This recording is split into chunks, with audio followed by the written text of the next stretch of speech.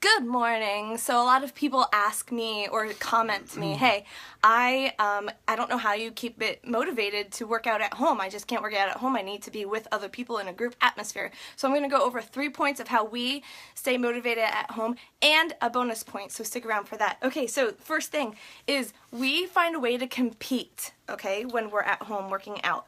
3 different ways that we compete. The first way we compete is with each other. Now, mind you, not everybody has a partner to work out with at home, and that's totally cool, and we actually don't really compete, like, for real. We compete for fun, and half the time when we compete at home, we end up falling over laughing, so we don't even get that great of a workout anyway.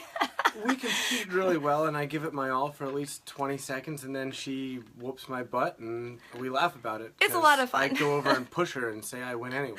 Yeah, he's a sore loser. Okay, so that's the number one way we compete. So that may or may not be for you, but it's a fun thing that we do. Okay, 2, and this is something everybody can do. We compete with the people in the video. There are usually at least 3 people in the video, and there's always a modifier. So even That's my buddy.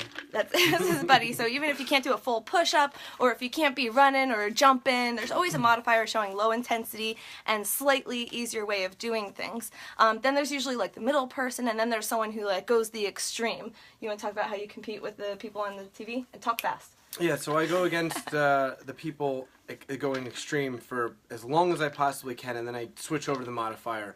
And then I'll switch back and I'll switch the modifier. And then as the program progresses each week, each time you repeat the workout, I really try to remember where I stopped last time with the fast guy, and then go longer, you know, like 10 seconds, 5 seconds, doesn't matter, you know. When we're doing abs, I try to do it for 5 more reps every time, and that's kind of how I do it. But the modifier's big. I just don't stop. I don't stop. You can't stop. Right, and the people in the video are so motivating. So it's like being in a group fitness class in the sense that you have somebody that you're trying to emanate and beat, okay? The third way that we compete is with ourselves, and this is super important.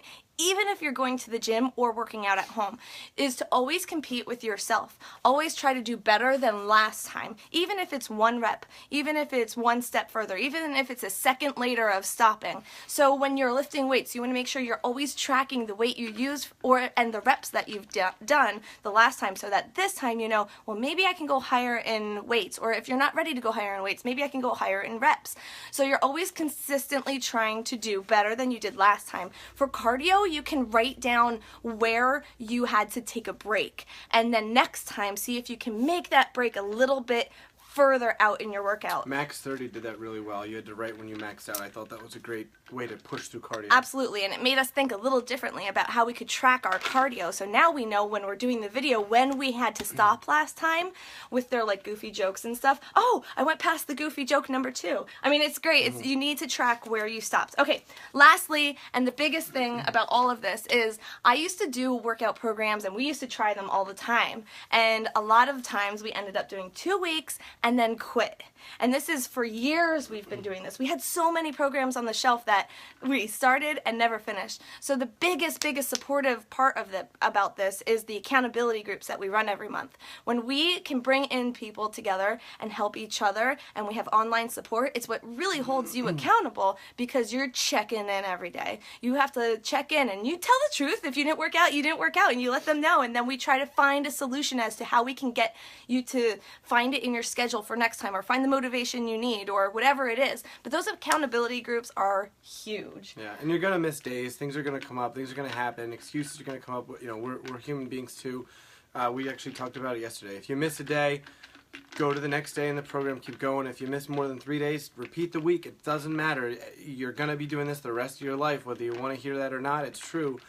So just find something you love and do it. Right, so the faster you can get back up, the better. Make that time frame smaller. So if you end up not finishing a program, get right back up, okay? So that's it. Those are our tips. I hope you guys have an awesome day, and we'll see you tomorrow. Oh, P.S., it's day 9 for us, and we can't wait to check in tomorrow. Talk to you later. Bye.